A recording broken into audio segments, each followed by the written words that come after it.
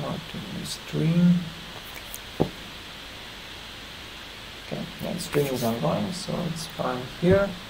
You can see the agenda here, and we are ready to start.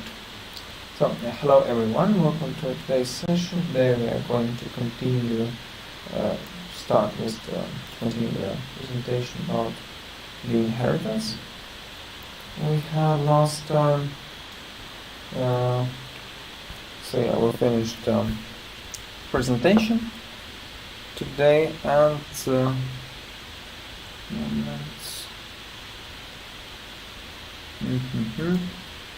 yeah. After that, we'll have some practical examples about the inheritance, and after that,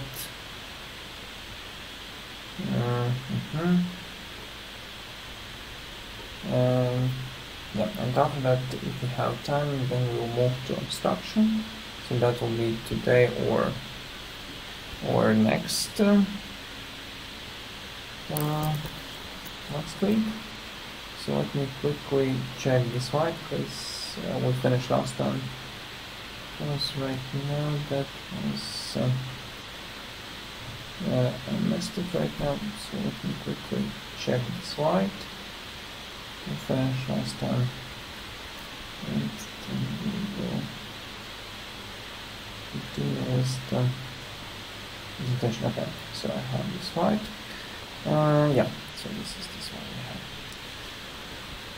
So last time we talked about the inheritance, basically how we can use it, what is it, and how we can use it in Java and in programming in general. Because again, the concept of inheritance is similar in most of object-oriented languages. There are some minor differences. For example, the data hiding using the access modifiers is in some languages is not used. So that's maybe one of the points. But most of the points related to the references, to the static methods are mostly the same. And last time we talked about some key things. They're about how to inherit the class, what are the best approaches to use, what we need to think about, and how can we escape the issues there. We finished with the constructors, and basically the concept, again, please remember that the concept of inheritance is that we add some more functionality that we already had in the classes to the subclasses. So it means that we have the parent class, which has some functionality, and then using the subclasses we can extend this functionality.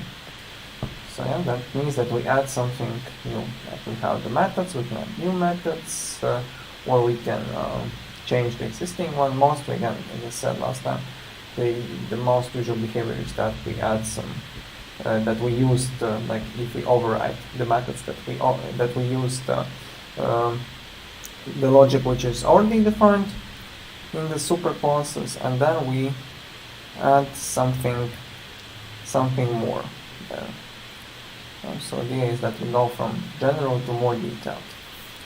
And also I mentioned one thing which is also quite important to basically understand the usage of the inheritance, is that in most frameworks you work with, and then it's not only in Java, but like any framework you mostly just take some code. Framework means that you have some concept of the code, so it means that you have some design already created. Design, it means that this design has lots of different classes, different connections, different ways to connect, let's say, to the database or to the file system. And So it means that it is taken from somewhere. It may be some open source code, or you buy some code, some license code. And yeah, basically the idea is using this code you will have just the library, let's say the library or the folder of the classes. And usually since this is taken from somewhere, it is called as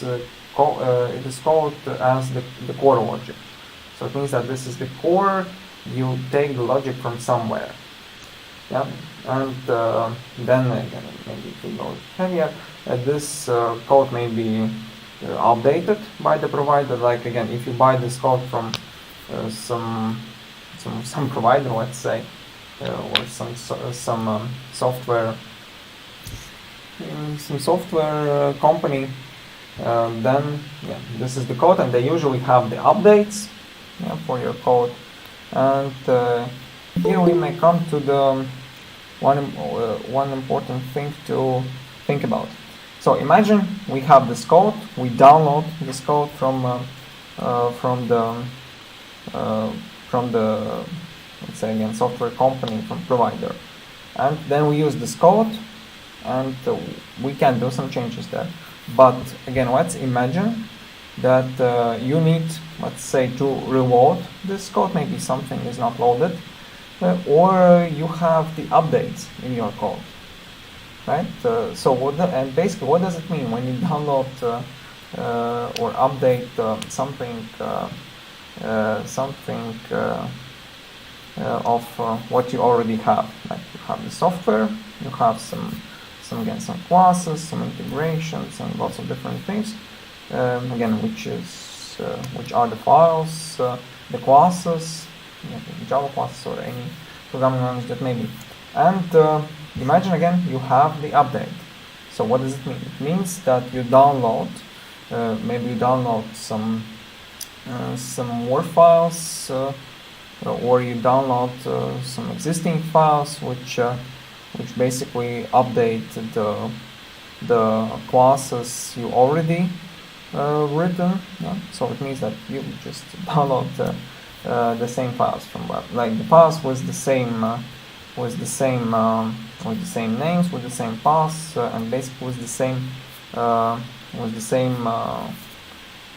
let's say reason to use them.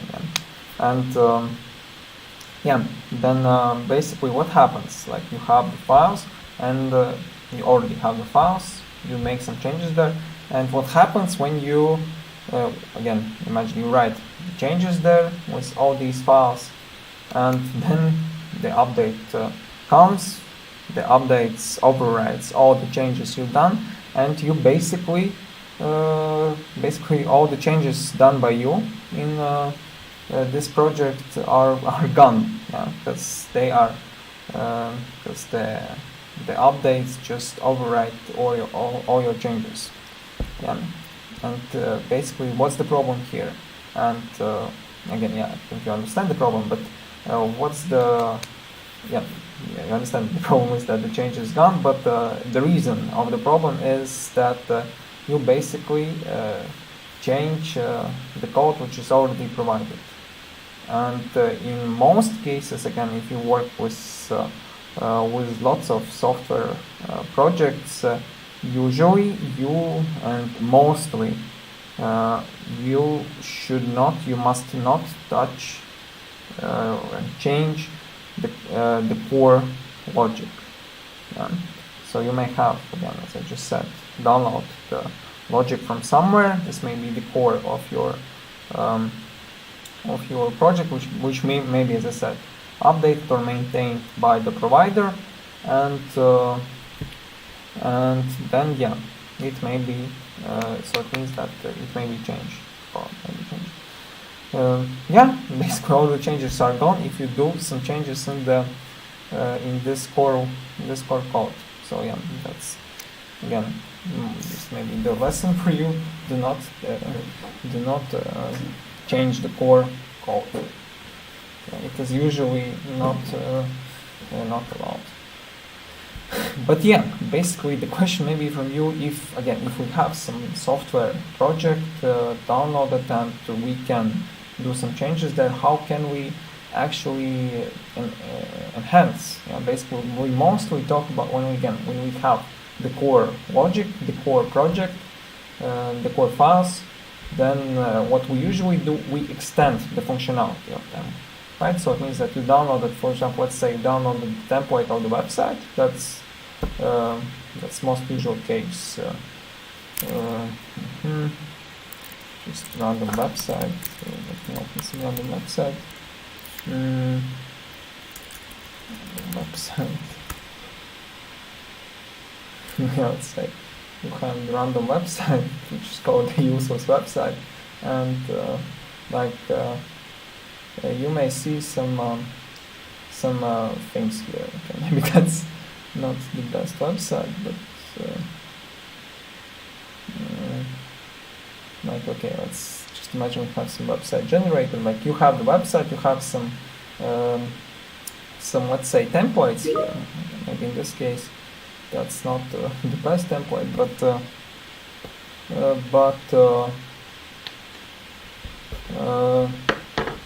but yeah, let's imagine you have the template and you can do some changes with the template. You can do some changes with the template,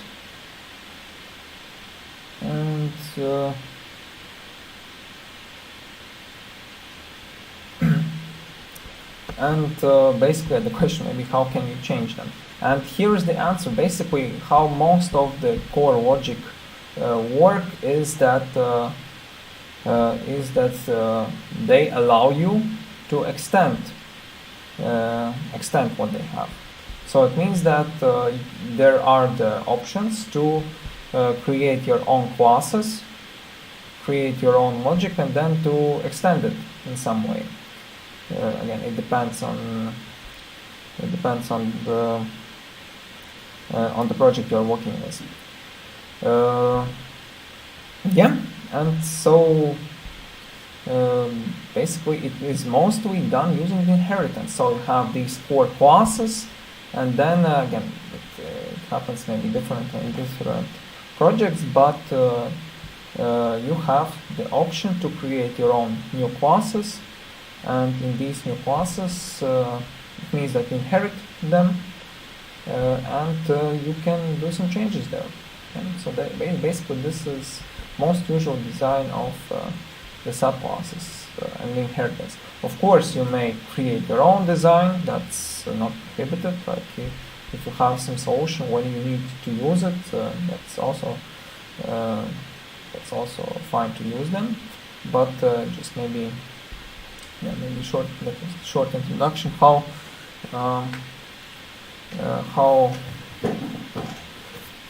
you can use how the inheritance are usually used when you work with the core logic.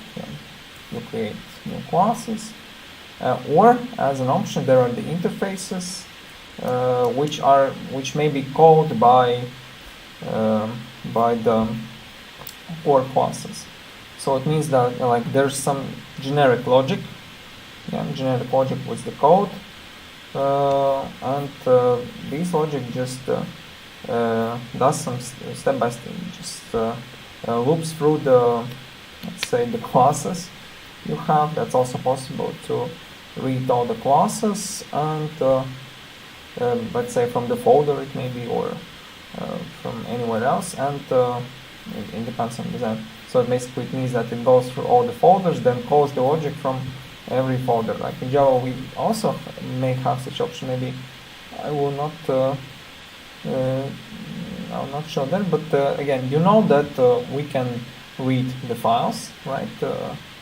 So in this case it means that we can read the files, so we can basically read all the classes we have stored in the folder. In theory it can be done, but mostly that is stored in the database. Mostly it goes from database, and database the classes may be stored, or maybe some services with the map classes stored to them. Again, that depends on. And this logic just how it basically works. It reads reads the entries from the database, then go through all the entries in the database, and then like every entry may be the class to be executed. Yeah, and so to execute this class, you may have the interface, which is or the abstract class or even the super class linked to this to such logic, and then it basically means what you do: you create a new object with the class provided from the database.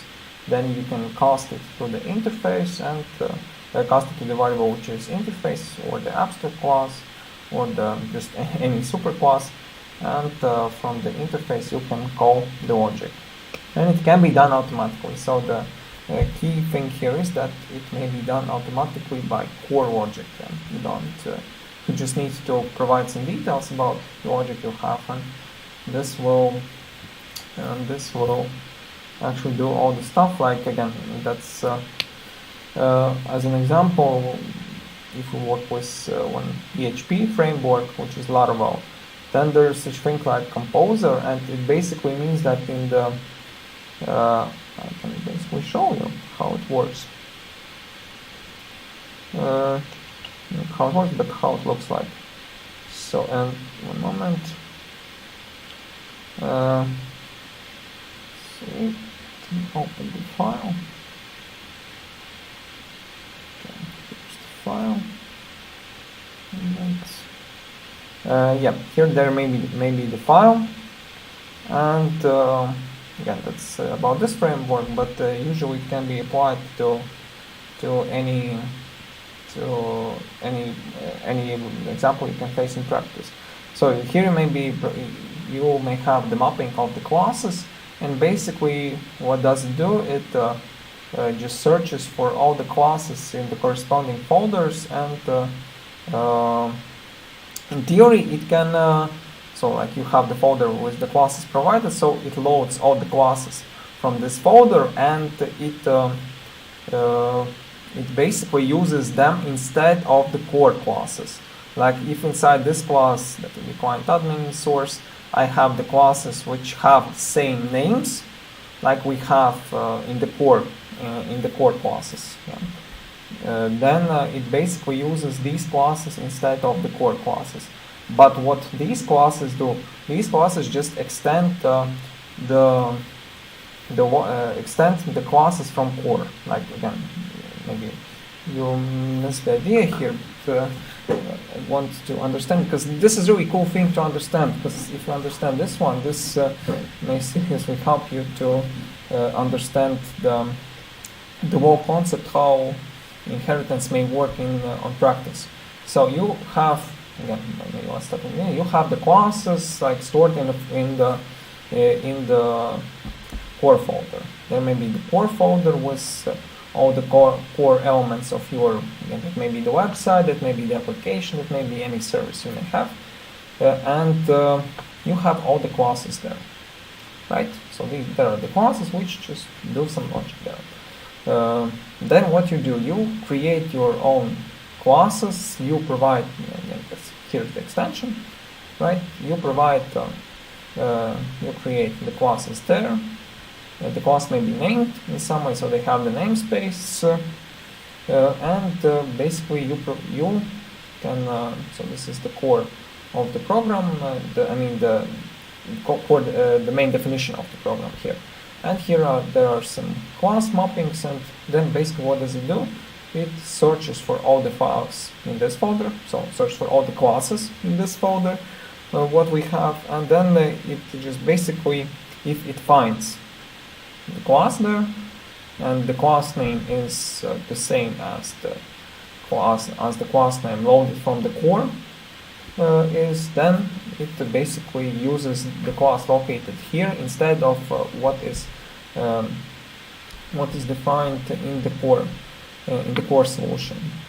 And at the end, when we have this class, basically how it is used, it means so usually one classes are used by another classes, right? From one class we use different objects, and then from different objects we can access the attributes or call the methods. Yeah, as we know, we have these access modifiers like public, private and default. And usually, again, that's how it works when we have the two different classes. The only way to interfere in between them is is using the public methods or attributes. So once you like again, you have object A and object B, and from one object you may call the public, let's say, methods. Yeah, we usually don't access the attributes, but if needed also can do it.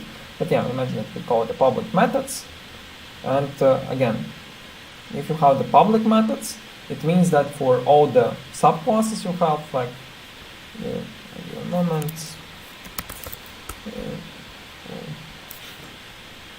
paint. So you have one class. Let's say that's one object was just one class. And then you have another class, and this class has some public methods, let's say. And maybe I will type it this way. So there is the public method,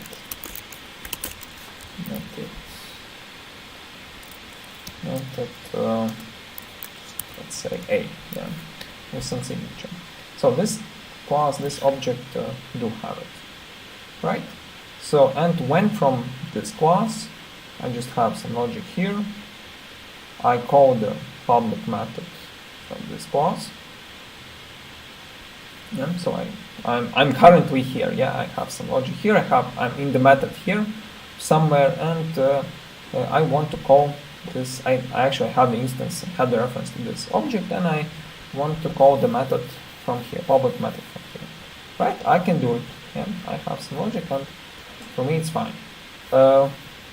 So, from the point of view of this class, it just calls the instance of this object. But what happens if I create a subclass from here? So that would be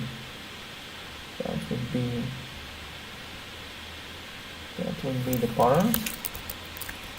Yeah, I do the inheritance, and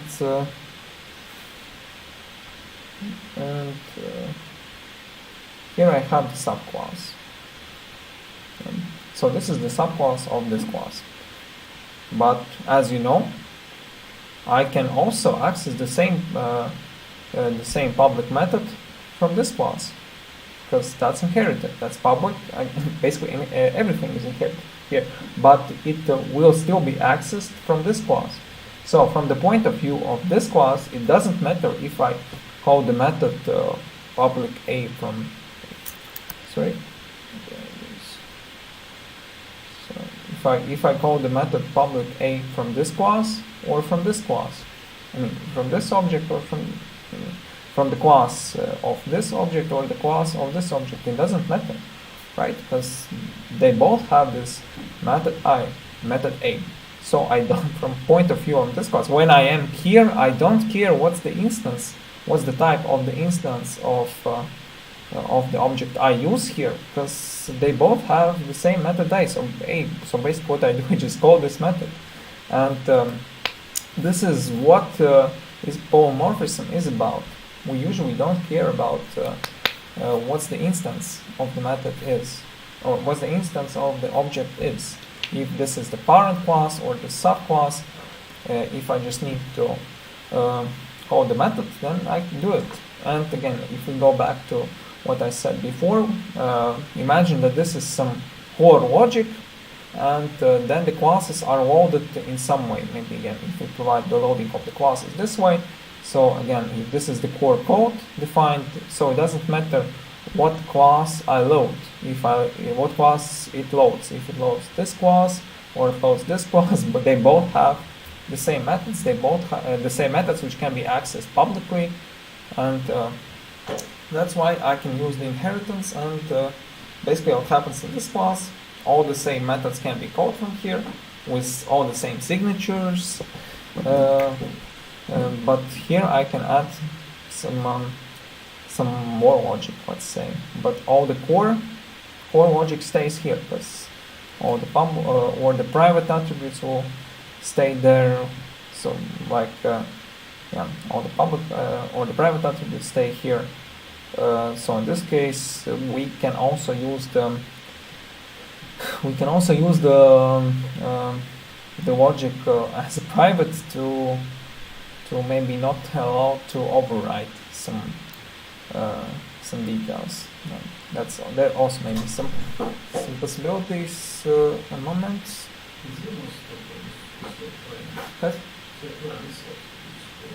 Jā, vakaru neiztīvi viens. Yeah, so just small talk. Okay, and yeah, so basically this is the idea of the inheritance and how it is usually used.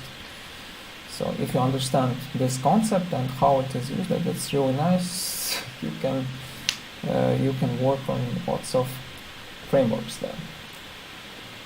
All right, so that's maybe a short introduction of what we have before and what it is, but yeah, this is really important, really interesting thing to understand. All right, so then please remember, as I just said, if we want to, like, again, what I said before, we have the public method here, but imagine if we want to extend some information, some logic there. Like you want to use this method in the same way as this one is used, but you want to just add some more things. Then we usually call this superclass. And yeah, if you want to construct, like if you have the constructor if you have the constructor inside these classes, then you may want to use the super method, which basically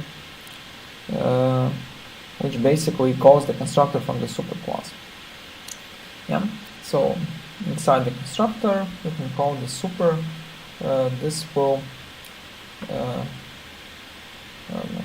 the signature just calls the constructor from the superclass.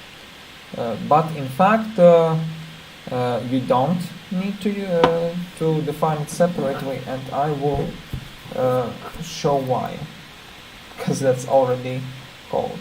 I think I showed it in previous course, but just to remind you.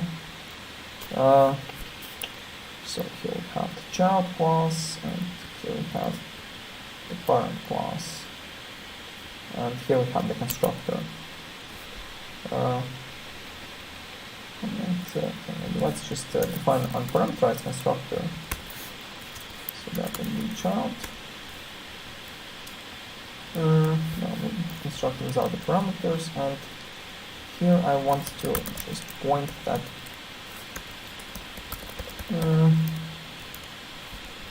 we called this constructor. So the constructor of child class is called. And so in this case, we also must define the constructor of the public class, and everything should be fine here. So let me show you. So the constructor of parent class is called. Alright, and now let's quickly again it doesn't matter where you test it, because you can call the public methods from everywhere. So in this case it doesn't matter if testing from here or from here, I'll just run different classes if needed. So yeah, and basically what happens when you create not the person but the child object here. When you create the child, so as you can see, I do nothing, I just create the object. And when we run the program, we will see that both constructors are called. So the constructor from here is called, but as you can see, I did not call the constructor from this class, from this constructor. So I have not provided the information here, but it automatically call the constructor from the parent, from the superclass as well. So in this case, so the constructor from child, so that's the name of the class, that's the subclass, constructors, and the parent class, superclass will be called both. And I don't need to provide the super. If I want, I can do it, but in this case, basically,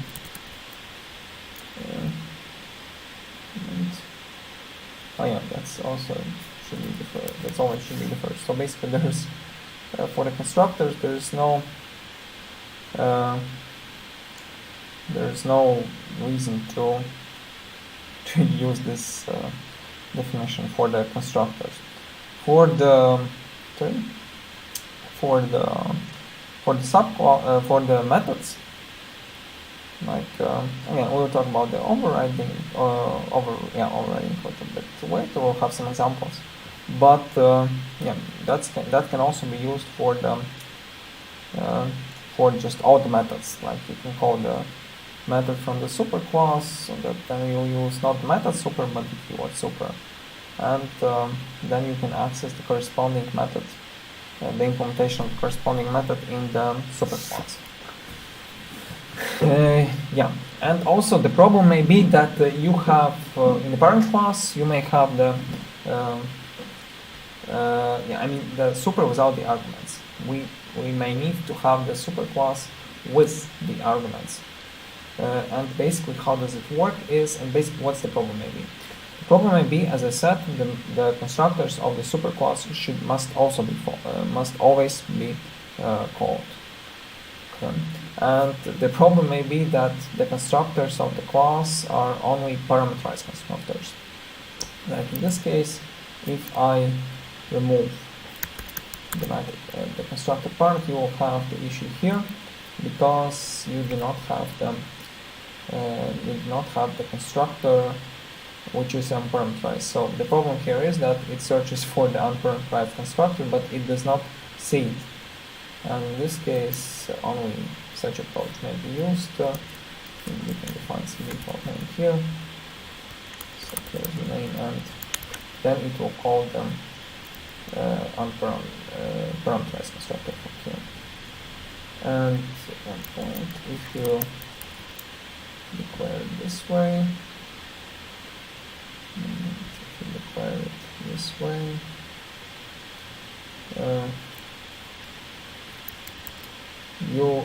you can see that if I use the super keyword, super method, then this constructor is called. But this one is not called. So this one is called by default. Like in this case, you can what you can do using super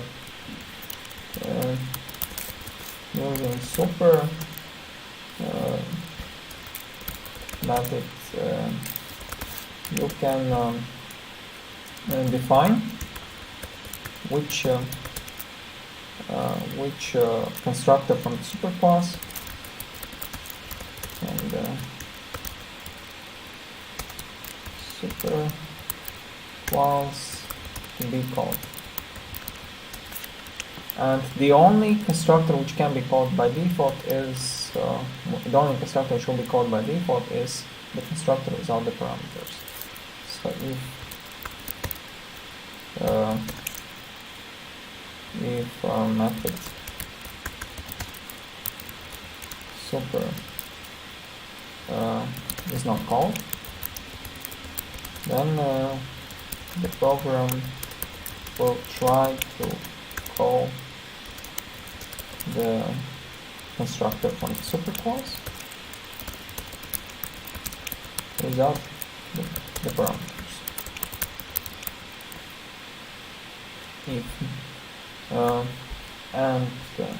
but if there is no, but if there is no such constructor in the superclass, you will have the compilation error. And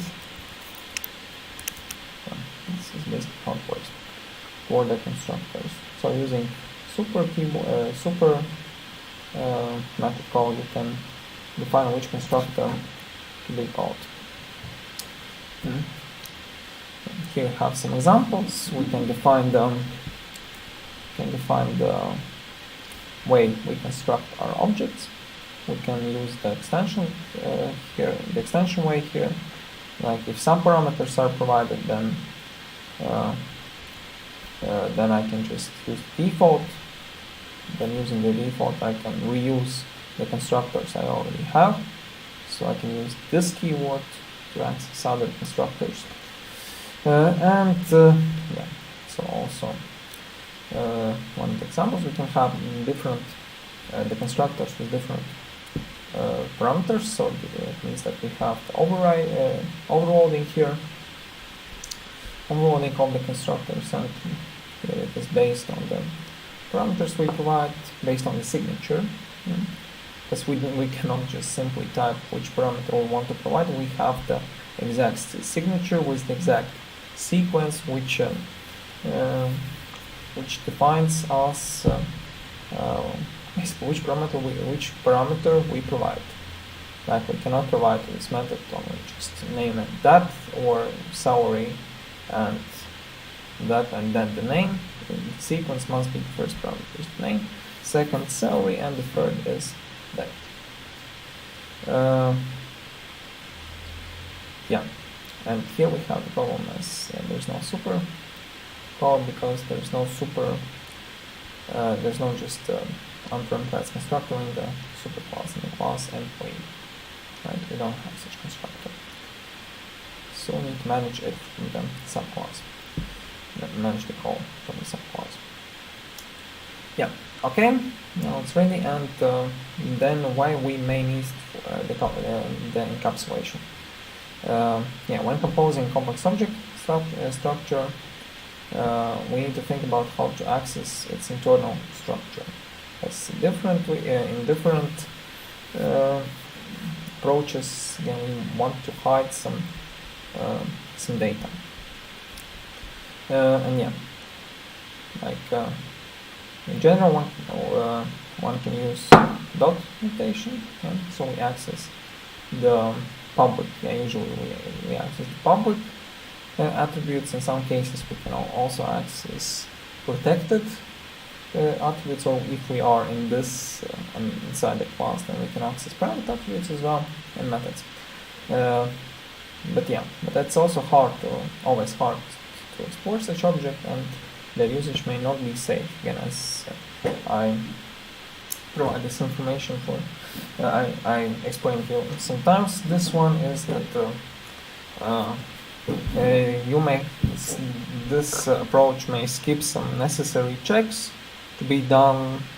Like there may be, if you change some attributes, but you are not allowed to change them, or the content of your changes should be adjusted. Like you have some typo, then this may be corrected by some software before it is maintained. Yeah, in general, encapsulation is managed with access modifier showing only necessary parts of an object. And one moment, just about the definition in general. Yeah, this is basically how we usually consider the encapsulation, but just some time ago, like a month ago, I was reading the thing that everyone who says that encapsulation is just to restrict the accessing to the attributes is not the most correct definition. yeah, in general it means usually by encapsulation the definition by default is, which comes from the word encapsulation, that we put something inside something. So yeah, it basically means that we put something inside, not just to directly restrict the access to the attributes. But again, I hope you understand that we can have the private protected or default attributes and methods. So we basically store them inside the class, we encapsulate them inside, and we do not and we restrict the access to them.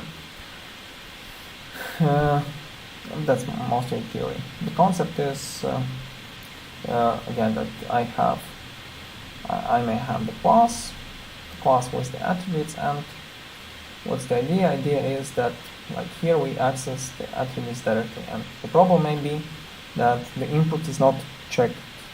Like if we add some crazy data will not be checked if we just directly allow user or not the user or the programmer to access the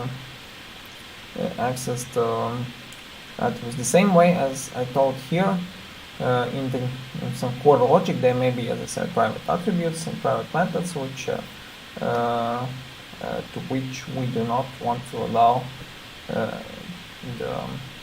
the developers to access, because that may change the behavior of the core logic. Like again, as I said, in this concept we have the core logic, which comes from somewhere, and there is some actions which this logic do. And in some cases, there are the private methods and attributes which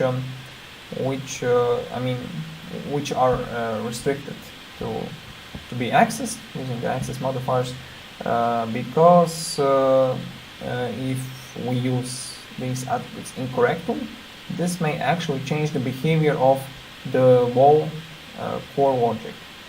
And this is not what we want to achieve, because in this case, if like again, imagine if you have the website, just any website, that maybe just Google or anything else, you have the website, and then you are allowed to change something there, and so you have the access, you can not change, but to add some new features, and like what you do, you basically if you basically change some you access some elements which can be, again, in general they're hidden, but imagine they're not hidden with the access modifiers. Then you just change these attributes, and at the end your code may break let's say all the website or all the program, all the website, all the software you have, and something like that. So in this case, we don't want to allow to do it, because this may seriously affect the behavior of the whole program, and may break something. Because the main idea in this concept is that we can break as less as possible.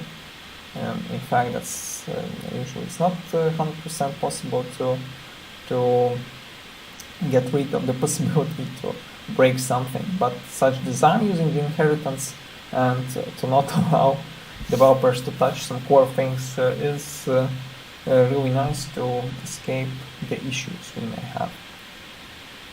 Alright, okay, then maybe let's have the break now, and after the break we'll continue.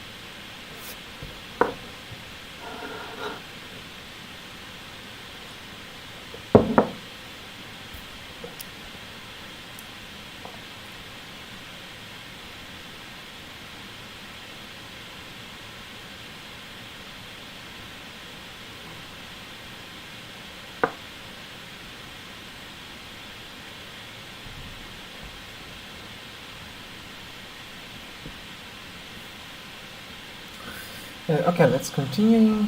So yeah, please remember that we can use access modifiers to restrict the access to the attributes and methods. Yeah, in this case we can see that this is about the attributes, so it makes sense that we cannot um, pass some such crazy attributes to day, month, and year. But sometimes that can also be done for the methods as well.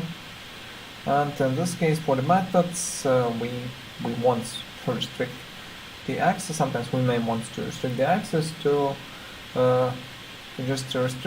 not allow some behavior to be done, to be applied from the places we don't want it to be done. Like in this case, the attributes, it means that we assign the values, so we change the values. But if we call the methods, it means that we just do some action, some behavior. We do some. There's some behavior inside these methods, and it means that we want to restrict the usage of such methods. And the reason may be the same as for the attributes, but yeah, mostly that's there may be some, again, if we have the data, then there may be the method which let's say sends the data to some let's say official source, like the database or something like that. And yeah, the data may come from user input, and then user enters the data, and you have the method which transfers the data to the database. And sometimes, yeah, it's maybe sometimes, but it makes sense that we before we transfer the data to the database, we need to check if data is valid to be applied to the database. And in this case, that may be the private method which actually sends the data to the database. And so it means that before we do it, we should not allow to directly call this method from anywhere, because as I said, that the data may not be checked. Yeah, in this case, there may be some additional methods created which do the additional checks, and if the entries are not valid, then they will not call this private method, or just call it with some adjustments, with some adjusted values. Also the same reason, that's for as for the attributes. Not allow actions without checking, let's say. Or also maybe sometimes the actions are not allowed to be done in general. Like if you have the object, again, as I said, that may be computer, and there may be some things which are some processes which are inside your computer, then it makes sense that you should not run these processes from somewhere else, because this may actually crash your computer. Or just maybe as a simple example, you may have the program which let's say processes your file. So as you know, to process the file, like you have the file, then the program reads the file, and then let's say moves the data to the database, yeah, as an option. And so it means that what you have here, you have some actions. So the first action is to read the data. Then the next action would be to check if the data is valid. Then the next action is to map the data to the corresponding structures, and after that to use these structures to, maybe I would say, use these objects to move the data to the database. And in this case, again, you have all these methods, all these actions which are represented by the methods. And imagine that let's say the last actions on the database is not private. Like you have the program and inside the program this method is defined as public. So in theory you may skip all the first steps and just directly start with the last step. Of course you will have the issues because you send the data which is not read from the file, which is not checked, which is not validated, and in this case, again, it makes sense that we should not allow others who use our project to act this way, and that's why we can restrict the access to such methods, and before these methods are called, basically never call these methods from outside directly. Alright, and yeah, here you can see the example for MyDate, and here you have the encapsulation of setDay, not setDay, but yeah, okay, then setDay, and inside this setDay you may apply the rules and check if the date is valid, if the data and the date they both are valid or not. And only after that we can, at the end, when we're sure that everything is fine, we can pass the value to the attribute. Yeah, then we may have some thing I mentioned already, but sometimes some people mix these things, mix up these things, these inheritance and composition. Yeah, it's really important to understand because, for example, when you have the class, like this may be the manager or the employee, then you have the subclass which is the manager, and in this case, yeah, that makes sense that the manager has the access to all the protected attributes defined in the superclass, because these attributes are protected, so you can access them from the subclass as well, or the methods also.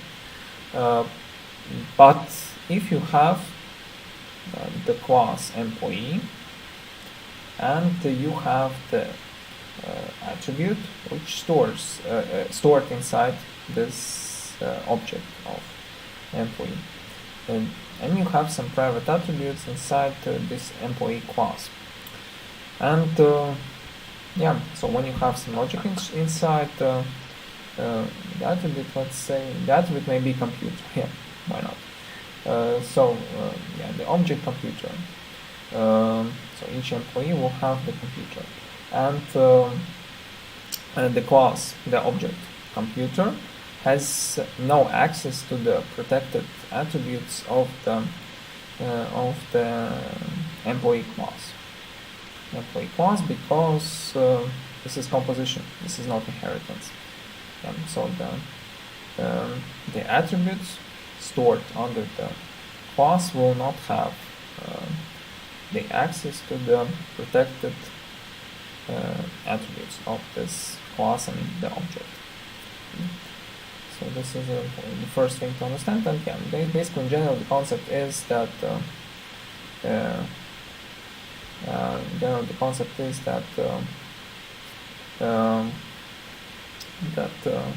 you have just like one class, and then you may link some more class to this class, and you'll just basically inherit the functionality of classes defined before. Composition would be just like you combine multiple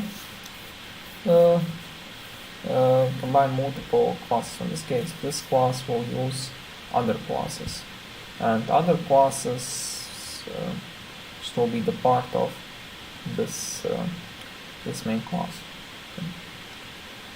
And the problem may be there's such a problem related to multiple inheritance. In Java, there's no such option to have multiple inheritance. In theory, it can be done using the interfaces, but not for the not for the classes. Not for the classes, not using the inheritance of the classes, as I said. And the problem may be, for example, the like such structure. We have the animal, and we know that shark, human, and amphibian, shark, human, and amphibian, they all move. And yeah, we know that the shark and human are the subclasses of animal, so everything is fine here. But imagine that we have the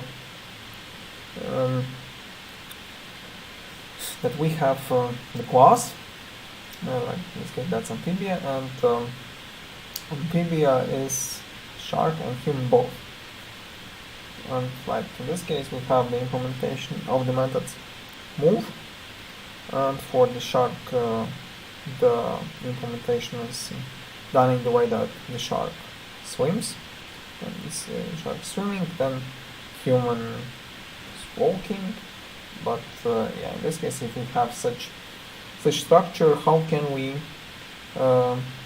understand how the program can understand what amphibia should do? Because amphibia has the implementation inherited from both move methods from shark and from human classes. Yeah, so in this case the program will not understand which method to inherit, right?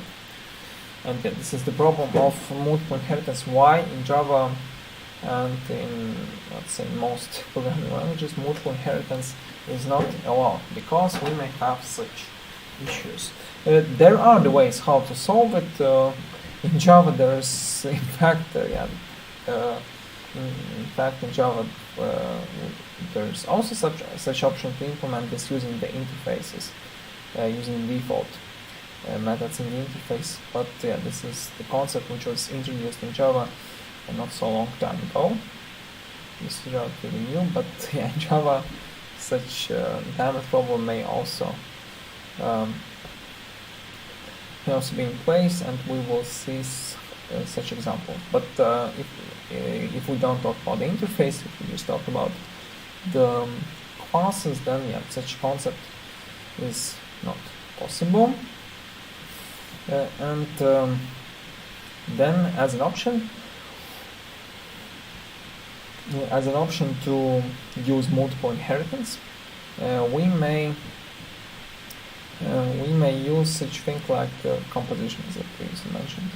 In this case, that would be that amphibia is not connected with fish and human classes using inheritance. Like the amphibia class does not inherit the classes fish or human, but what it does do is it has the attributes. The attributes stored inside shark and human, and then from here, as you can see, we may build some logic. Like if we are inside the water, then in the water, then we can act like sharks do, and if we are on the ground, then we can act as the humans do. And so quite simple. Based on some conditions, we can use one or another object, another class, and all the other classes will just implement the basic logic. But yeah, please remember that without the encapsulation this would be unsafe, because basically this will like if you don't encapsulate shark and human, then what you may see that your classes, basically your class can be used in the way that someone else, again, or maybe not you, but other developer, just call this method, and in this case it does not check if the media is water or ground. Yeah. So in this case that may be unsafe and produce the incorrect result. Yeah. So need to be careful and need to use the encapsulation. Okay. All right. So yeah, this is about the encapsulation, and there are a few things left here, and yeah, so maybe let's quickly go through them. Package and import keyword. Why do we need them? Basically, I mentioned about such thing called namespace. Namespace, this is the unique name of the class which may be used in your program. Yeah, pretty straightforward. So yeah, the unique name of the class. The name, just like the name of the class we define here, may not be unique in your program, because we know that we cannot have the same classes in one package, but we can have the classes with the same names in different package, and this would make the reasons may be different, because the meaning of the class may be different. Like in Java, if you type some code, whatever it is, anywhere, so there you may type, and like if you have, like for just a simple example, the class field, we have the field from one. We have one field class, we have field interface, and then again some field classes from so many different packages. And basically, why do we have such thing? That's quite simple, because the meaning and the structure of the field may be different based on different scenarios. Like you have the field which is, you may take the synonyms of field, and then you'll see so many different meanings. And the same is for the programming. Like you may have the name of the class, but the meaning of this class, the usage for this class may be different in different places and in different scenarios. And basically, this is what the package structure is about. You have different packages. Each package has its own purpose to use, and then each package we have some classes. And yeah, this is what I said. Using the packages, we can achieve the unique namespace for the class, the unique name. And this would be the name of the package. So that would be the name of the package plus the class name. So once you have the name of the package plus the class name, it may be using the dot. Yeah, that's usually using the dot in Java. Like if you can access the class. Let's imagine we want to access the class field. So this would be Java lang reflect field. Java lang reflect field, and yeah, this is the way you can access to the class. And this should be unique. Say so all these characters. I mean this name, Java lang reflect field, should be unique in your program. You cannot create the class with the same path and the same name in combination. Yeah. So this is what it's about. And when you define the package, when you use the package definition, it means that This is the part of the total name of your class. Yeah, so it should be unique. And usually, again, we store it inside the package. And as you remember, here we have the package name, and by dot, using the dots, we separate the package from the sub-packages from the packages. So this will be the package, and the reports is the sub-package of package shipping. So yeah, this is how we use it, and then we can use the imports. Using the imports, we actually provide the classes for import. So in general, when you just simply write the code here, so right here, then you can access only the classes which are stored globally, like the string. The strings are accessed anyway, but there are some classes which cannot be accessed globally. So for them, you need to firstly, you can write them like such way as I already shown. I think top, and here you can provide the class name, or in the same way you can do import, and then provide the class name, and after that you can buffer reader.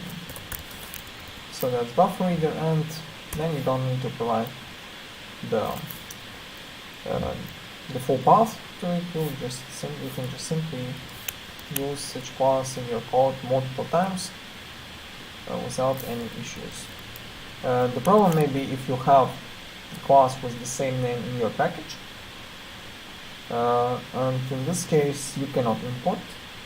One moment, let's just quickly create class that will be buffer reader. So just to show you.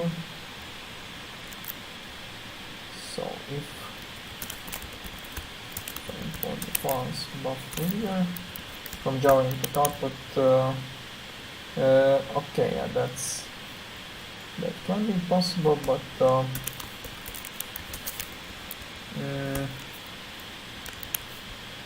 in this case,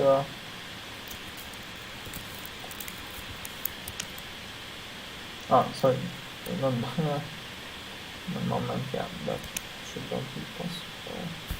Yeah, sorry, I was misspelled the name. So my fault. I should rename the class. Finish.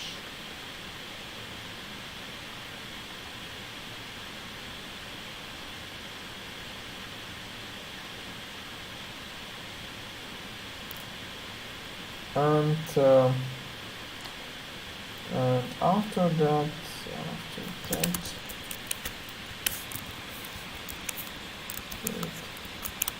reader, yeah, basically it switches to the opposite. By default, it will use the buffer reader from the package OP, but if you type import, then it will, by default, it will search for buffer reader from import. And so here you just define the default class you use, and the one, if it's outside the package, you may need to import it. Otherwise, you cannot use, even if there is no such class in other packages. But basically, the problem is that in different packages, there may be the same classes, and the program just doesn't know where to search for your class, which class to use. And for this purpose, we use the import. Yeah, so inside using the import, we just provide the classes we can use in our program, or we can just, as I said, directly provide a full path to the program. And that's one, and sorry.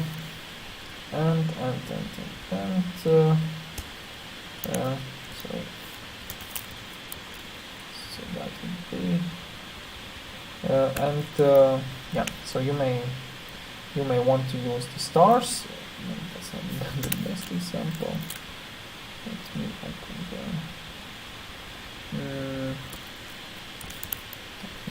So sometimes you use the star. It means that you just import all the classes from this package. So it means that it will import.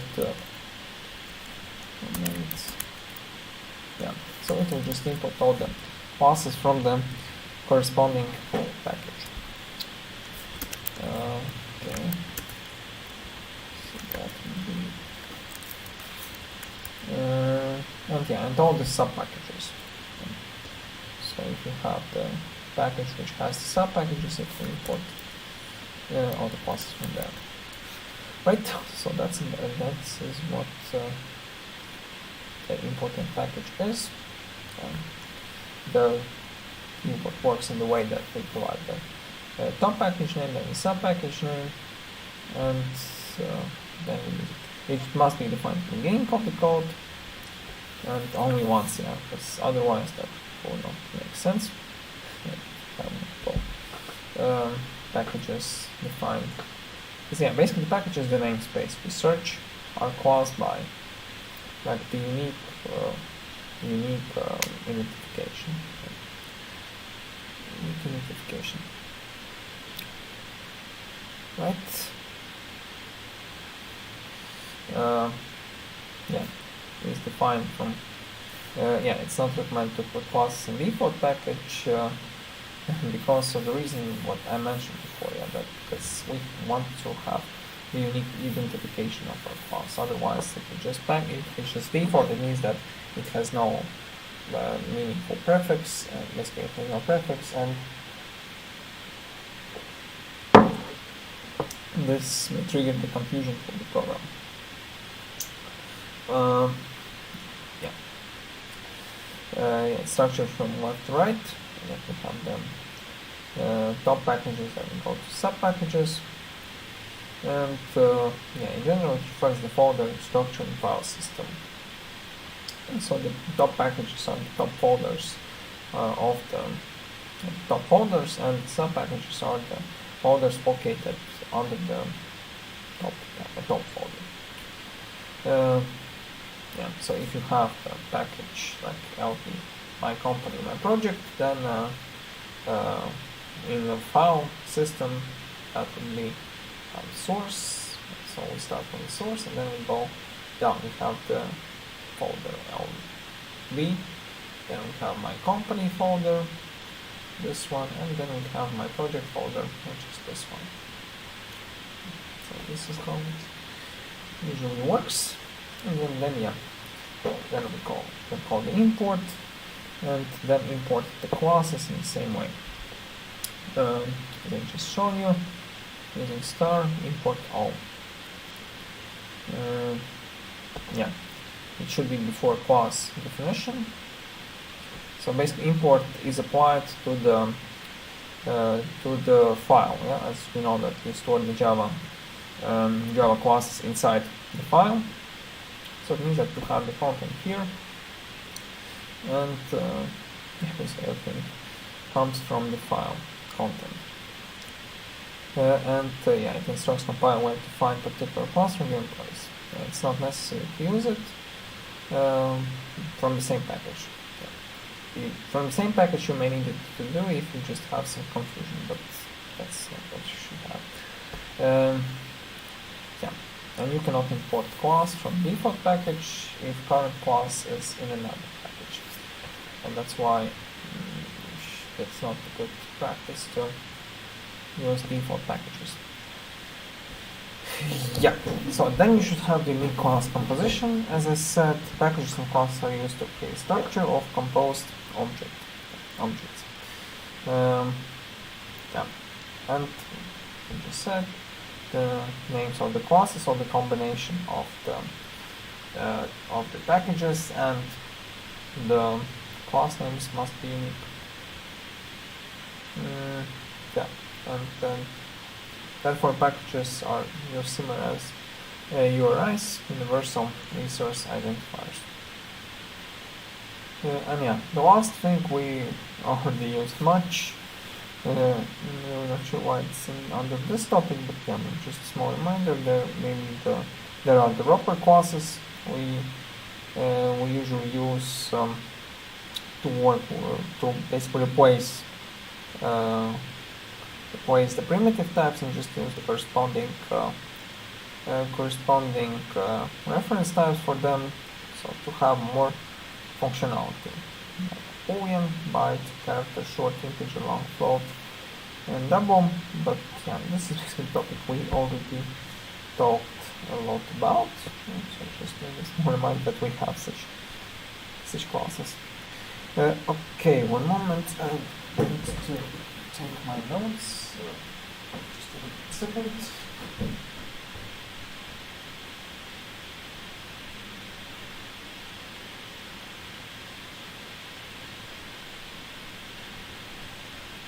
Now we can go to practical examples. Okay.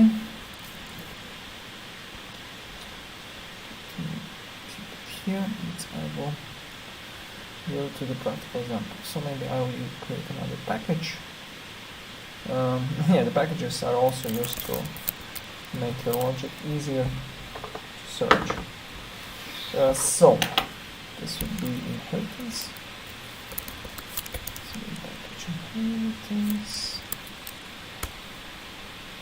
And what will we have? We will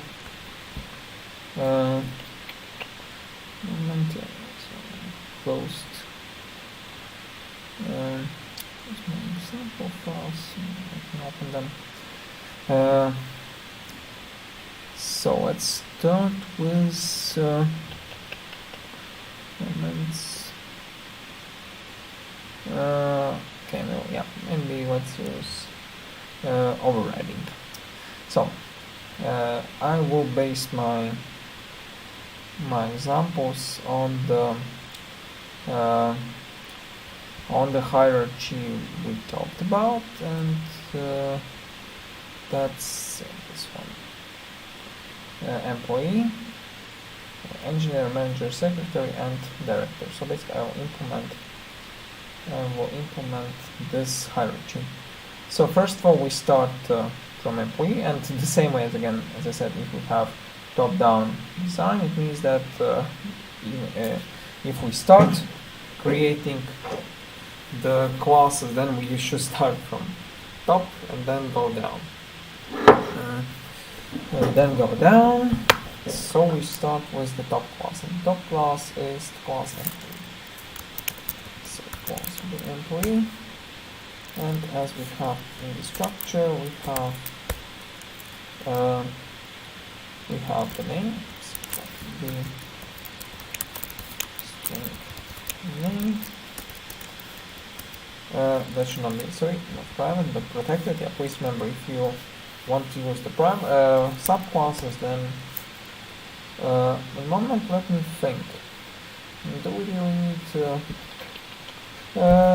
Let's see. Let's say no. Yeah, and you'll see why. We don't need to define them as protected, and then I'll show you why. So here we have the name. We have the surname. So please note that we don't define name and surname as protected. Basically, the simple idea is that we will not need them to access from the subclasses. We don't need to access them directly from the subclasses, but please remember that we can access them using public and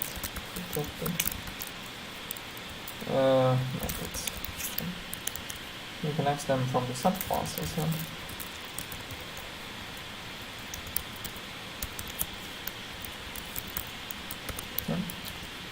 Well, this is what we can do.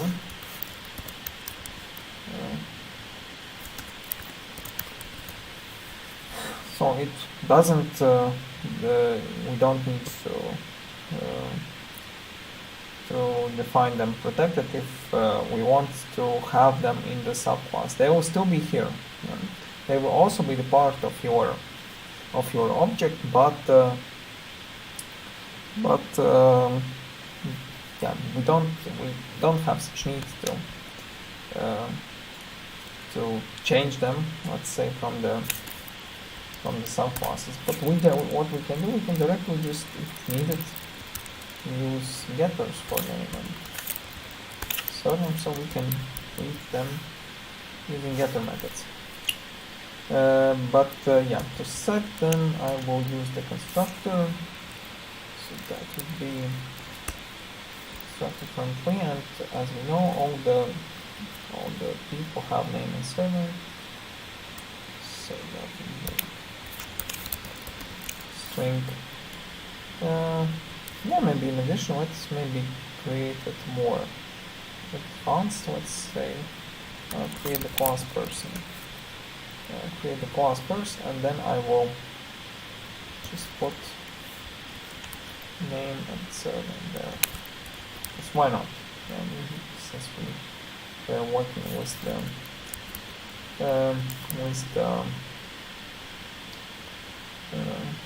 classes, with the super classes. So since we're working with the persons, why can't we use the common class for the persons? So, and here I will use the constructor, and here I'll find the names. Name and surname. Surname. And from here I will set up name and surname.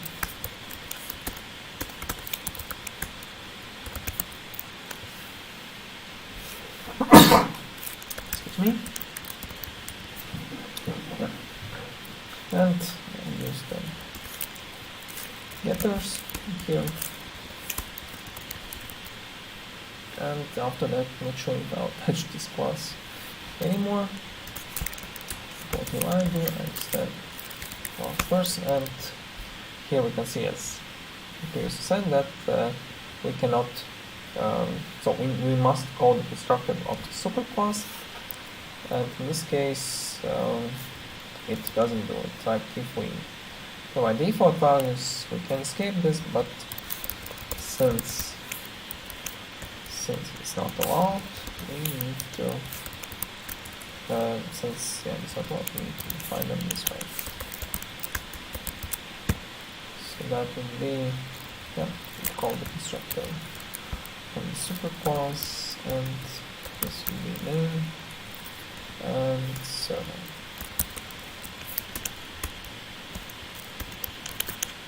So now everything is fine. Now the object will be constructed. Right, so here we're done, and then we can go to the salary. Here we can go to the salary, and let's define it as private.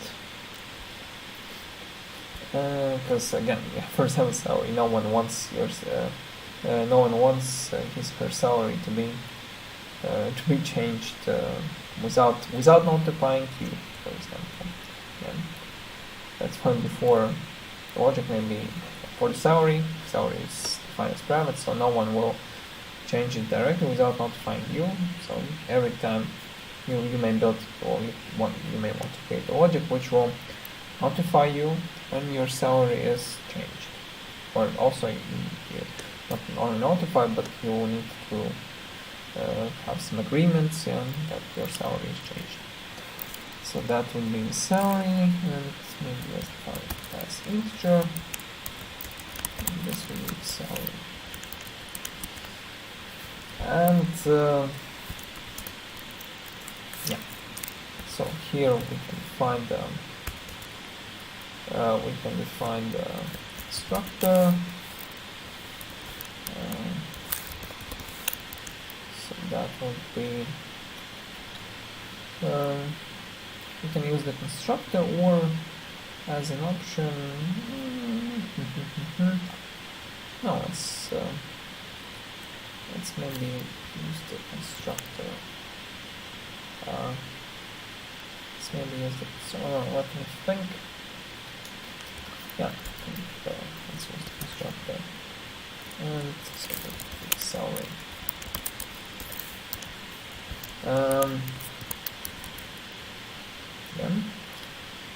So what we can see here from this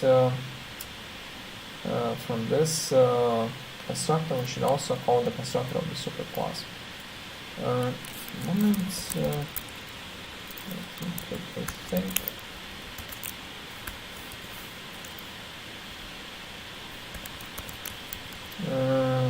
Yeah, so yeah, this is maybe a little bit crazy, but the interesting thing that you can escape calling directly the constructor from the superclass if you call that if you call another constructor from your class. If you call another constructor from your constructor, like you have one constructor and then you have the call of the super in another constructor and you call this constructor from here, then you will not have the issues. That's because the compiler sees that when you call this statement, the constructor from the superclass will be called, so you don't need to call it twice. So yeah, here you have the method salary, and basically yeah, we can do it this way. And we have one more option. We can define this as private. So if we define it as private, we may have several options. I'm just telling them. So if we define this as private, it means that basically this will mean that we cannot create the employee without providing this the salary value. So if you have such structure, but you may have it on the opposite way. Like if you have such structure, maybe let's comment it out and go opposite way. Let's do it this way, as that was defined in our example.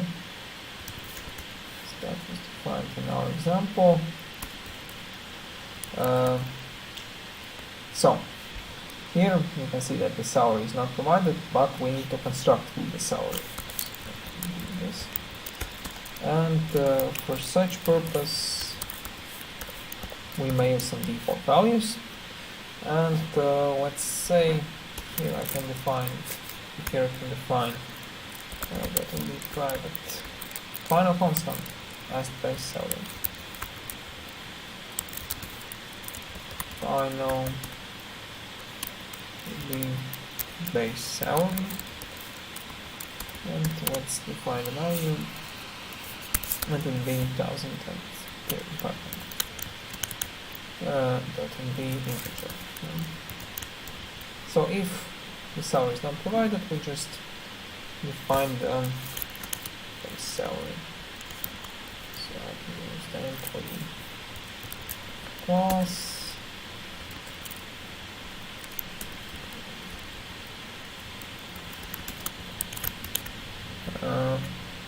Okay, and I'm some static, and usually we define the. And usually constants are defined as.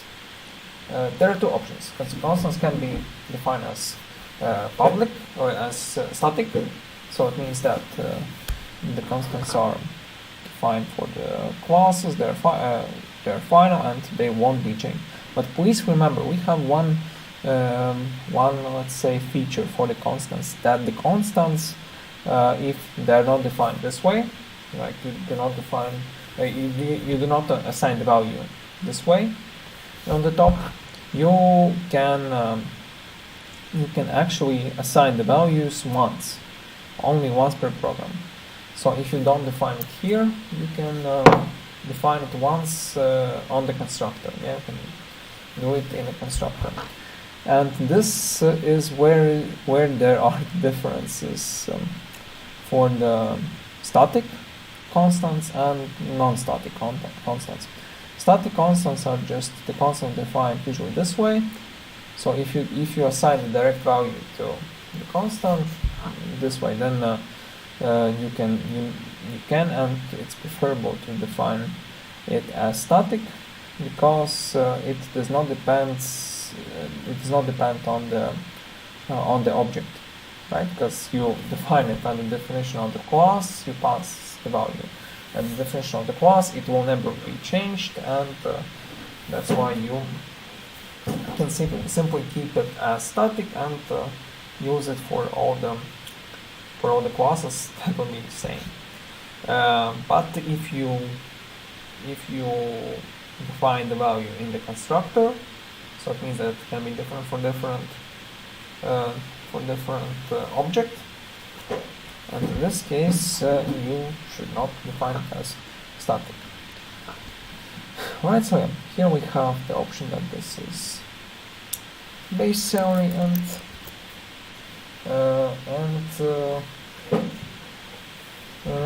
yeah, so here we have the definition.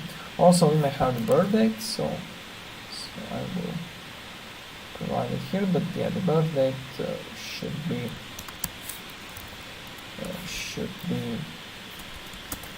so that would be private day, integer name, private integer months,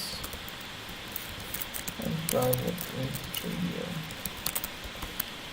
And here I'll just create the constructor. So that would be day, integer day, integer month, and integer year.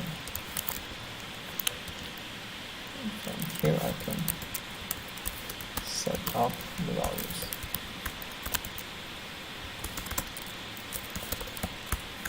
Yeah, one thing I can use here, I will show you just basically what I told now about the constants. Basically what we have here we have the date, and usually if we have the date as the object, we have one date, we cannot change it. So this means that I will just have the getters, and I want to use the setters, because again I set the values on the constructor, and I don't change the values after that.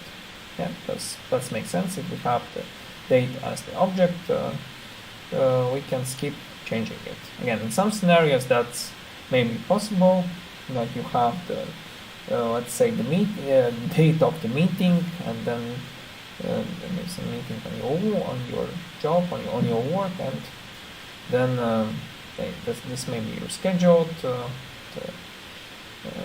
the date may be changed, and the time may be changed as well. So in this case you may have some changes, but if you use the date as the birth date, then you can you should not this should not be changed, and that's why I keep it as is. And in addition, I can use the final keyword, so this will point us that the values will not be changed after they are initialized. And yeah, basically, as I said, we usually consider final as the constant, but in this case we cannot really say that these are the constants, because the constant means that it's just a fixed value which is never changed. But in this case we change it, we actually assign once, so it means that it depends on something. So in this case, the final, we can say that finals are not always the constants.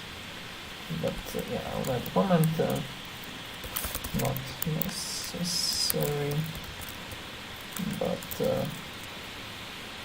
we can indicate that we want to change the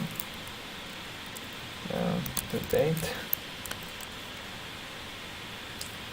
after it is initialized.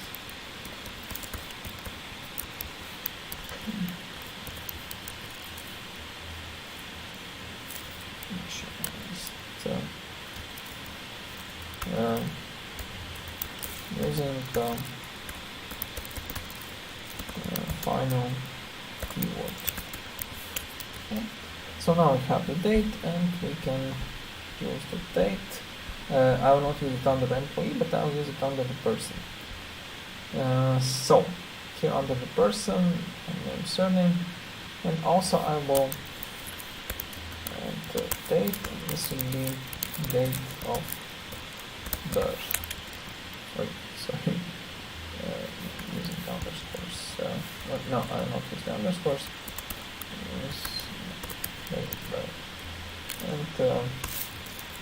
And I will assign it. I'll create that attribute.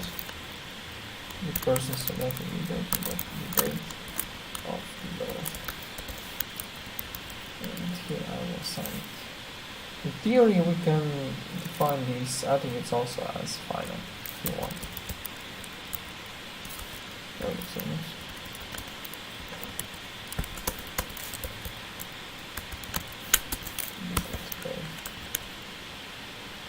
Yeah. In theory, we can define these attributes as final as well, because we want change them after the initialization.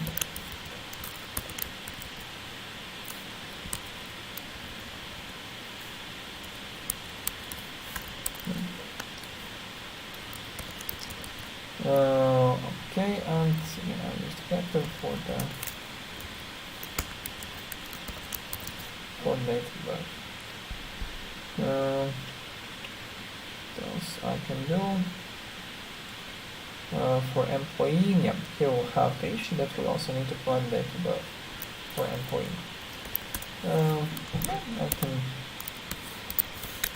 can do it. And I will provide it to the superhouse. So name, surname, and date of birth. Alright. And yeah, here we have the issue. The issue is that we also need to provide date of birth. Okay, so here we'll do it. Yeah, so we need to define it, so I will do it. Paste it here. And here I'll provide it. Okay. So now we define the constructor. Moment. Of course, yeah, that should not be the private. That should be public. And this one we can define them both as public in this case, because we'll use them from outside the class. Right, okay, let's have the break now, and we'll continue building this example after the break.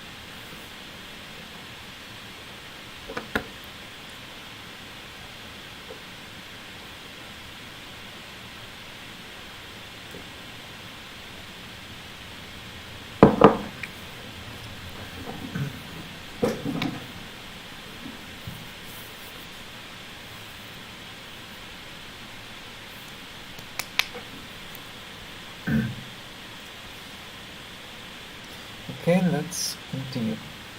So now we have the constructors here. Both of them can be used, one with default salary and another is without. Right, so what else do we have for the structure? Date of birth. Yeah, okay, so this is done, and we can use the method get details. In fact, I can use the method get details, or that would be simply if I just redefine a method to string. So here I override method to string, and right here I can. This means the same as the method get details with runtime, but maybe since we think. Okay, let's maybe figure out this. That's so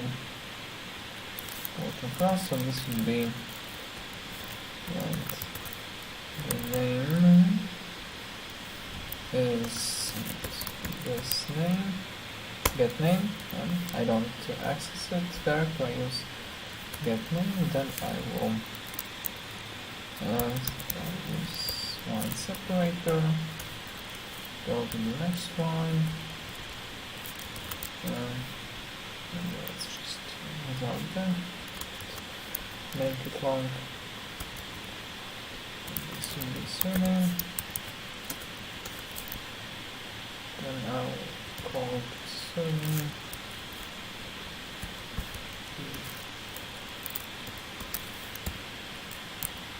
That's surname.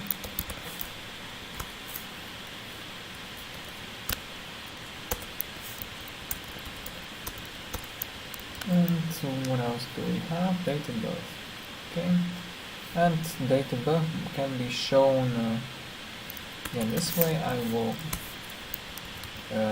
override the method to string date class, and here I can this point that be day. Yeah, maybe I can just simply define this way. As we usually describe the date, so this will be day, then we have months, and the last one is here.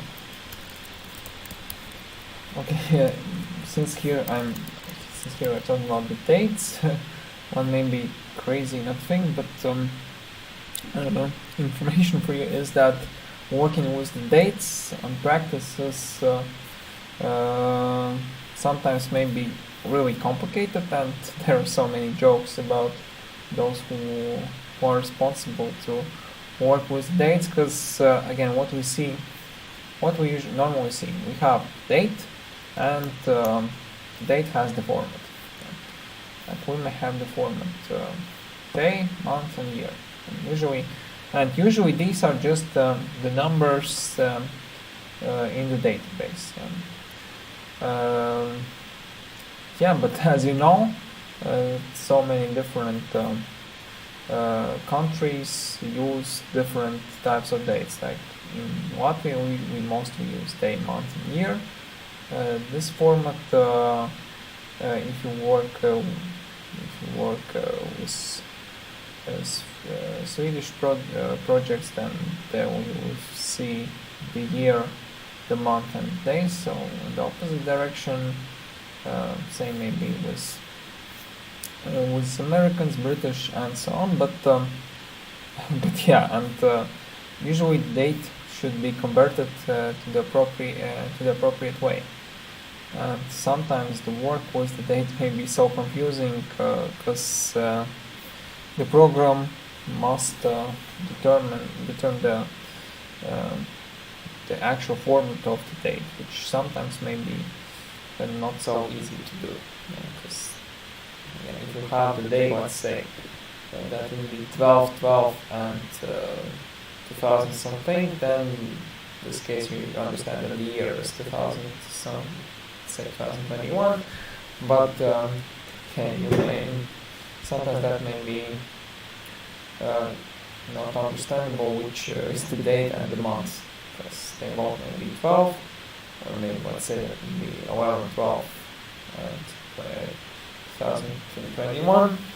In this case you may not understand which is the date and the month, but some date formats use like the format month, day, and the year. And the opposite direction, because there are so many different combinations, and sometimes it's not so easy to understand what format they use. Okay, but here we returned to simple format, and here we can use this. This will just show the data bar. So, and what you see here, we did not yet. First, we just small reminder that we have not defined the attributes name, surname, date of birth as public or protected. So we can't see them here, and we cannot access them directly from this class. But what we can do, we can call the public methods from the superclass, and using the public methods in the superclass, we can access these attributes. So yeah, we define the details, and we can go next to our subclasses.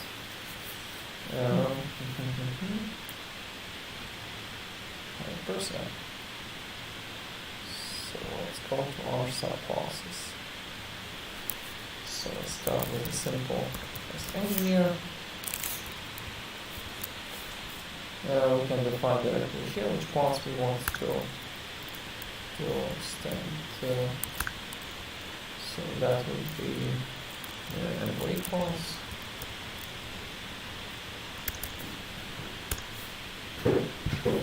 And yeah, here we need to define the constructor, because otherwise we may have the issues. So first of all, I will start. Basically, here we have everything pretty the same. Let's say start here, you can just simply here.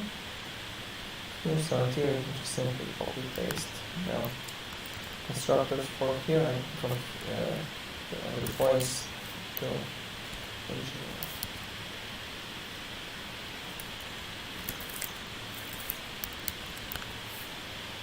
And no, we don't need to define base salary. So what we will have here is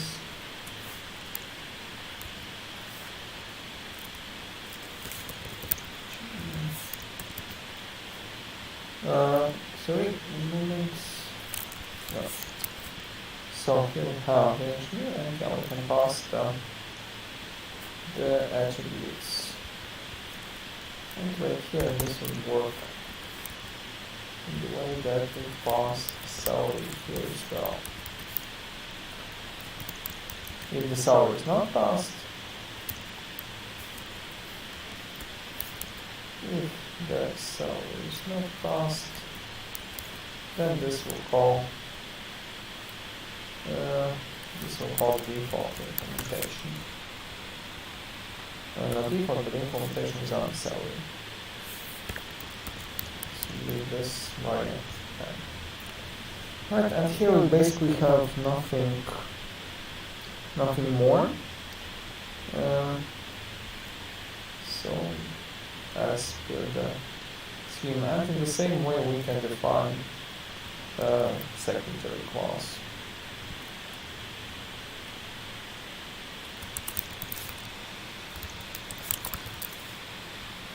Secondary clause. Okay, I can provide it here, we can provide it here. And the super clause will be employee again. So again, we need to define the constructors, and I'll just replace engineer with secretary here. That should be fine. And then we have the manager. This would be more interesting. And the manager. Show extend employee. And what we have here we have one additional parameter. The parameter is department. So maybe again I'll define it as the parent attribute.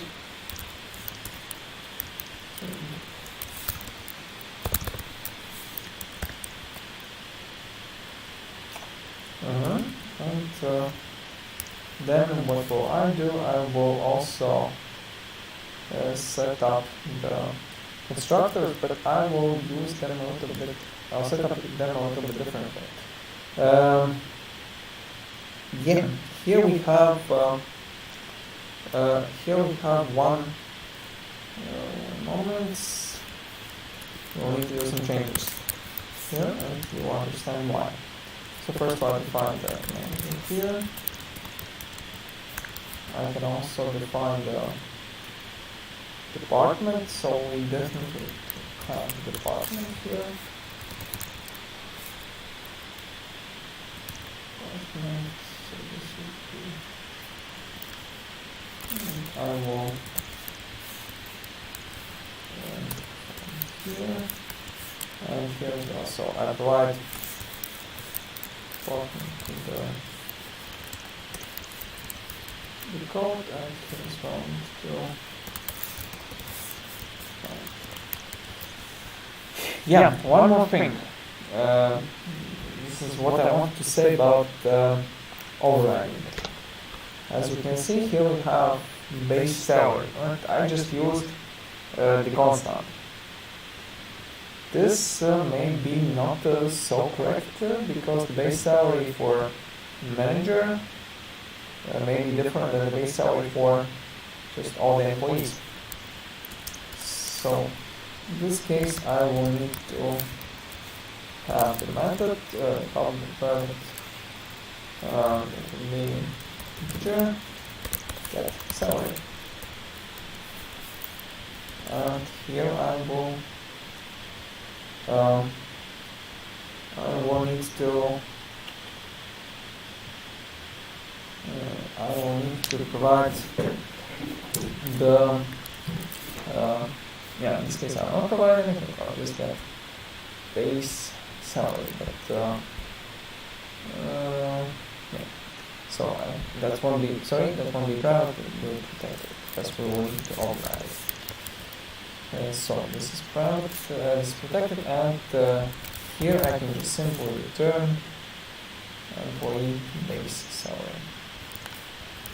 Right, and I can get salary. Okay, yeah, he'll have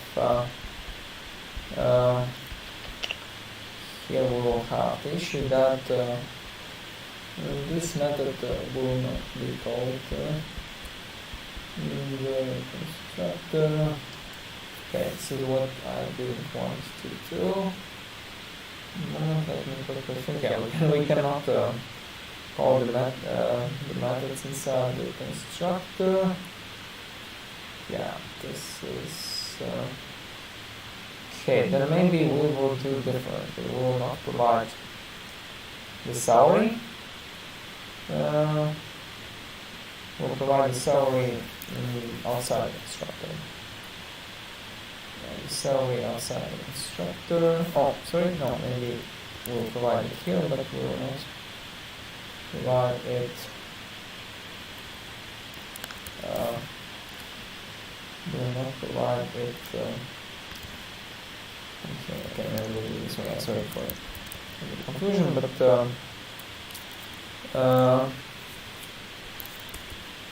but here we will set salary. So this would be this approach, and we may set salary without the parameters. This would be, we can find this parameter. Okay. Why not?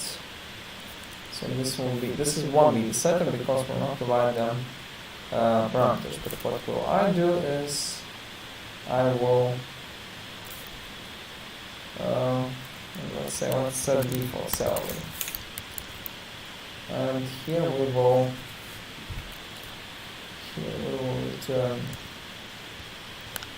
salary of, here we'll return base salary, and we will set base salary, so that will be this salary. So that will be, this way that should be fine. Right here, I think this one should be fine as well. Yeah. So, and here you can see that we did not touch the subclasses. Okay. Here we have, and yeah, we need to get it, of course. Oh, sorry, I forgot. I think I forgot to add the salary here to the description of the class. So I will describe the salary here. So here we'll add, this way. Right, so, and here we have default salary. Default salary for employee will be just the base salary. But if we want to do the same for the manager, what we need to do. So here we'll have default salary, and for the manager we'll have the different default salary. So manager, we may have different salary, some added salary, and here I can define again constant. This would be final integer, let's say add salary, and let's say that the salary will be that will add say 500 to salary. So in this case we can do it in both ways. First of all, we can set this way, and then what we can do, we can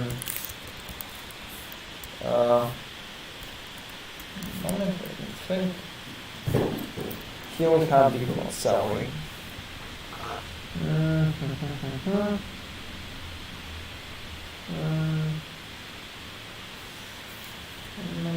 This would be yeah, okay, yeah, so I need to define it as protect because we will change it from the subclasses.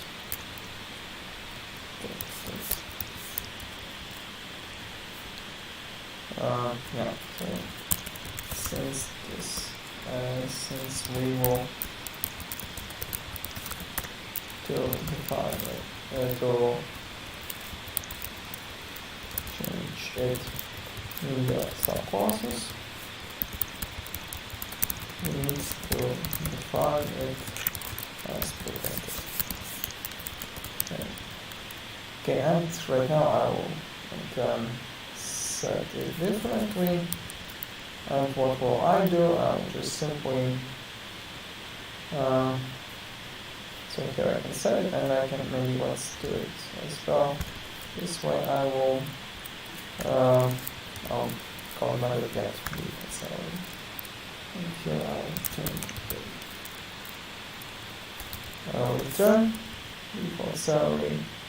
And here I can also just do this way. Default salary.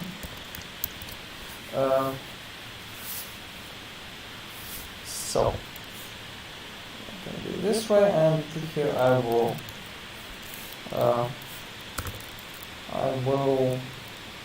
I'll call it this way. I will set it. I will get. So that will be super. I will set and get default salary, and here I will add the addition to the salary from the manager class.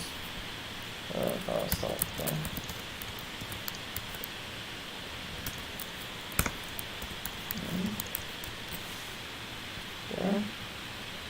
So what's the issue here is? Oh wait. For salary turns. So the problem here is the default salary.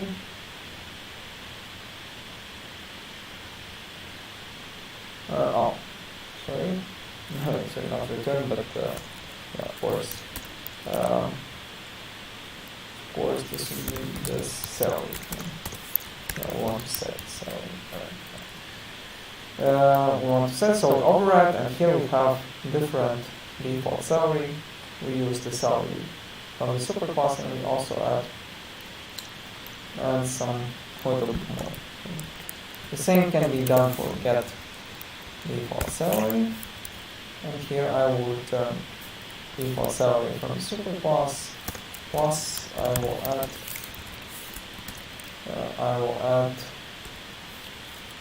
salary here, and basically in addition I can simply replace the order here with this get default salary, but this will be the same. So basically here I have again, please remember to use correctly this and super, because if you use super, you'll call the method the default salary from the superclass. If you call the method, if you use this, or keep using the object here, then you will just call yourself, and most likely you will go to the infinite. Yeah, in this case, it's definitely you will go to infinite loop. Yeah, but that's just for information. Okay, so I have the manager, and for the manager I have a little bit more, a little higher salary. Yeah, and here I have the department, so I can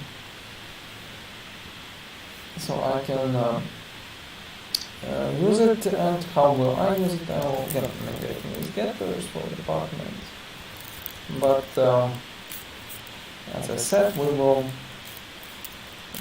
use the string, and from here I will call superclass to string, plus I will also add, of course, let's add line separator, and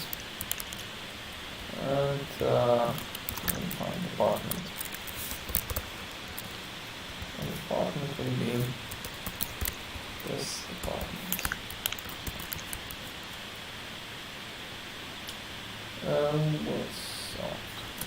Okay. Right, so now we have the department.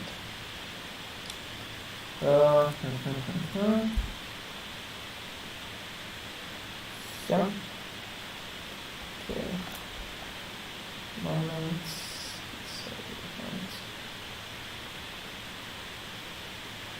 Yep. And the last thing is that we define the directive class. So that will be the last class of our hierarchy. Director. So now the director is the manager.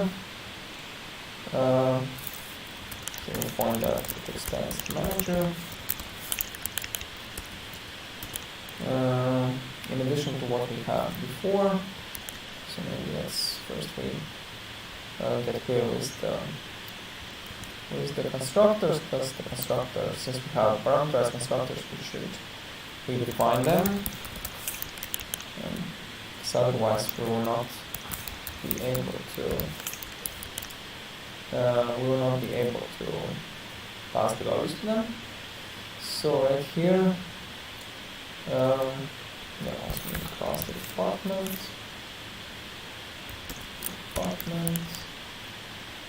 and here also need to pass department as well. And now we say find the department here. Okay, so constructors, we are done with the constructors, and now we can add some more attributes. That would be car allowance.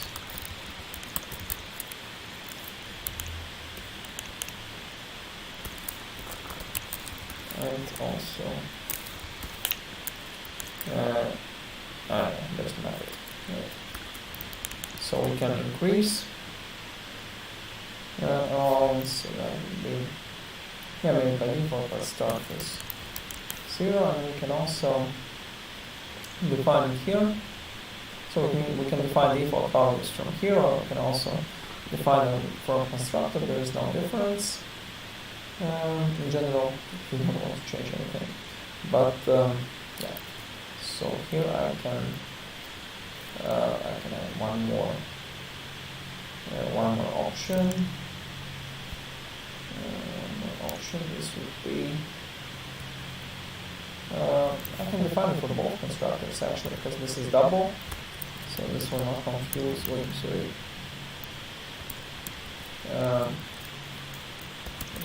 Double allowance, and here the same as well.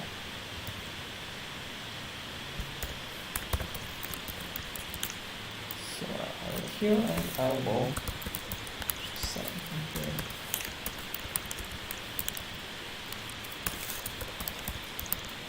And the same as here. Okay, this is done, and now we need to also define a method increase allowance. So we'll use it, we'll define it. So that would be what increase allowance. And we can increase it by 1. So this will increase all by 1. So we can allow more parts to be parked. Right. So mine shows. Yeah, of course. We do not show it. If needed, we can create letters, but maybe for our scenario it's not so important. We can basically again redefine the method to string, and here we'll add one additional option for the system. One second. And it will be of cars allowed to be parked. Yeah, add car allowance. Right, so yeah, and the last thing is also about salary. The salary, same as for the manager. We can start the file. We can increase the salary for director. So that will be base. Let's say add salary, and here we can add maybe one more 500 money. And yeah, in the same way as we did before, we can redefine the method. Get capital for this one. So which one was it? It was the method get default. Yeah, get default. So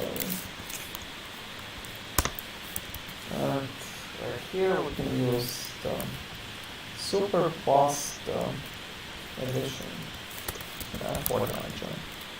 So that will be we can use this, or we can use the post. This is a static element, so we can also do this one. Yeah, so we have the default, and we can also need it set default salary. Yeah, also set default salary, and here we will define and salary, and here we will get default salary in the same way as here. So in fact the logic is same, I mean from the character point of view, but I mean, yeah, you can basically copy paste, except only here you have the manager, but here you have the director. But I mean, for the set default salary, in fact, the logic is set default salary. Yeah, the logic is the same. I mean, we have here, but in this case, this would be the implementation of the default salary, would be the implementation of this class, and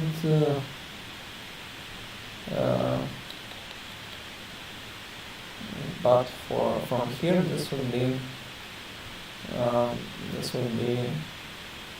the implementation of after. So as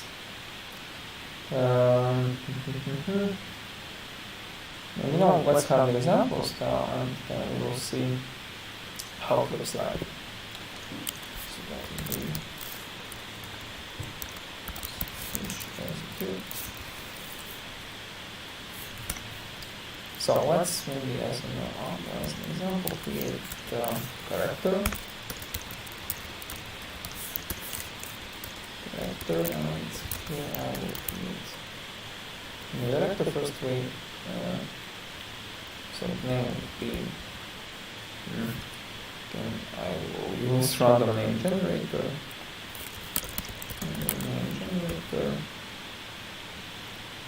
So name. And I'll just use random names. Okay, so that will be Walden Joe. Okay, so that's John. That's fine. Okay.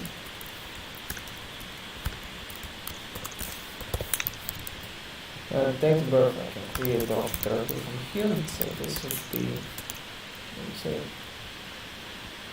new date of birth, new date, say 12 of January 2020, and department would be, let's say, IT.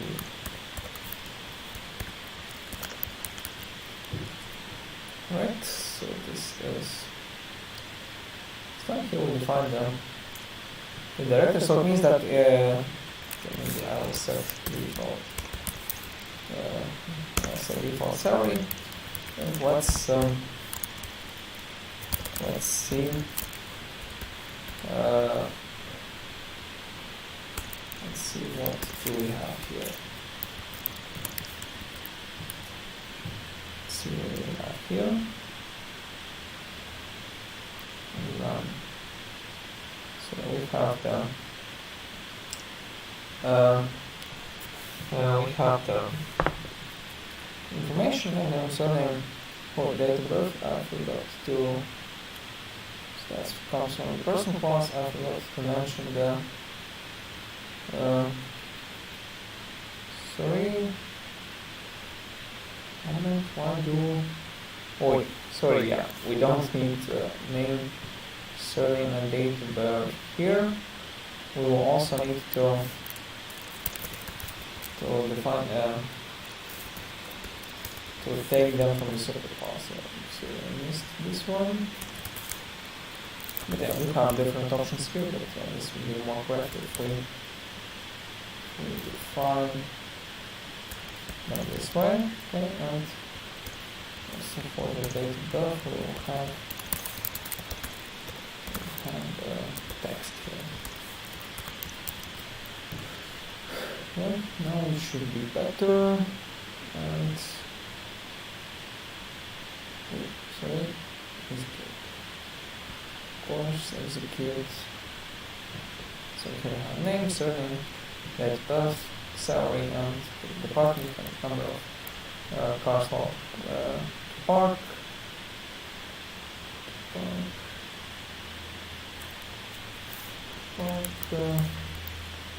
And yeah, let's maybe increase number of cars allowed.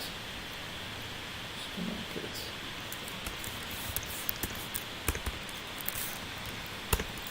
make it more representative. So it should be 1. I'm not sure why it's defined as double. I mean, that was here it's defined as double. I'm not sure why it's double, because this number should normally be integer. But let's redefine it as integer, because double does not make sense for car allowance. So let's redefine here. It doesn't make sense that car allowance will be something else but integer. Right, so here we have yeah, we have the corresponding result here. Everything's fine. Yeah, what I want to say is about this this redefinition. So if you set default salary, if you skip this one, then the salary on it,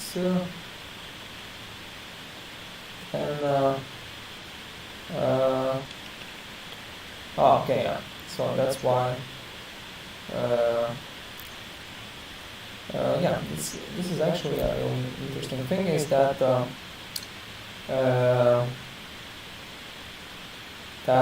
yeah. So it means that from here it calls set default salary from the parent class. Yeah, as I said, from the parent class, and the parent class is manager. So this method will be called. And in fact, set default.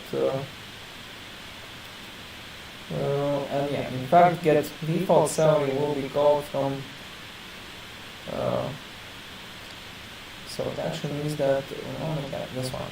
Actually, that instead of the default salary from the manager class, this will call get default salary from the subclass. So maybe just to make it more understandable. So yeah, this is quite interesting, I would say, especially if you look at the program. So maybe let's put a breakpoint here, and we'll show you how the program basically goes by. And I'm going to switch. So yeah, we are currently here, and we can go deeper. So set default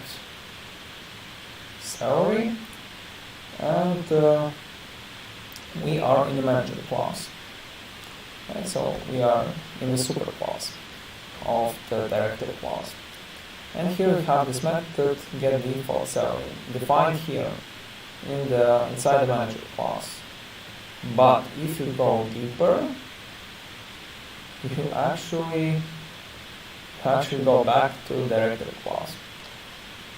Right? That's because it's already defined. You have this that the method is overridden. So you already have different logic for this method. Yeah.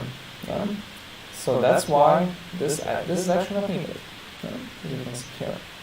This is actually not needed because we override get default salary. So it means that this will be different. And this will always be different. So yeah, and here you can see that we don't need to override it. Need to override it because the logic, in fact, the logic is the same in the super class. But please note that this if you access to the methods using this, then this will call the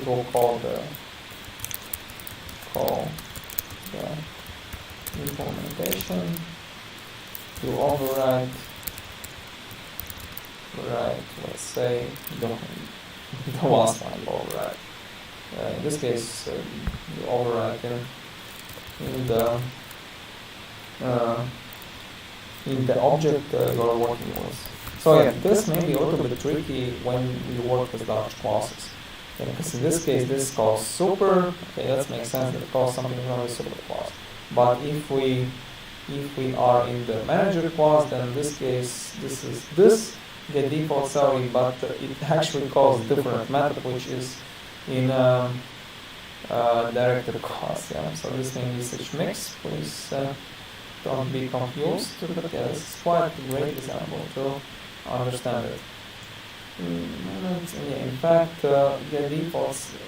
You have set default salary in the super class of manager.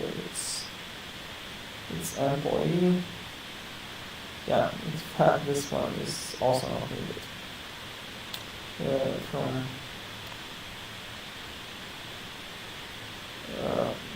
In this case, we also not need it.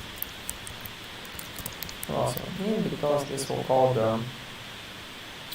the implementation of get default salary from the class.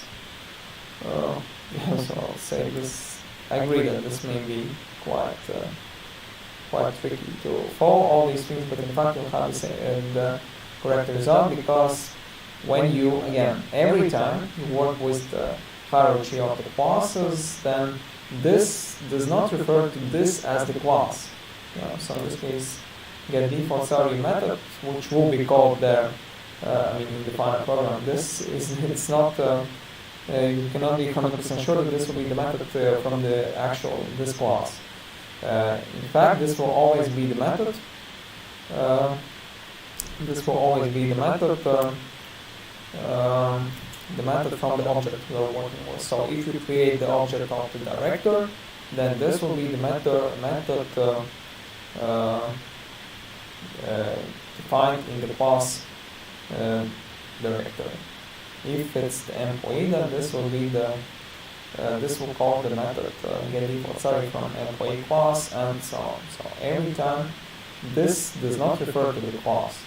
This refers to the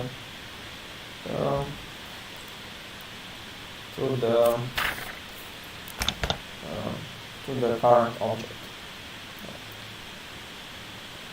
Alright, so I think there was There's maybe lots of theory today about all these things. So for you, I suggest if you missed what calls what here, you can go through this example by yourself. And also, yeah, please note that you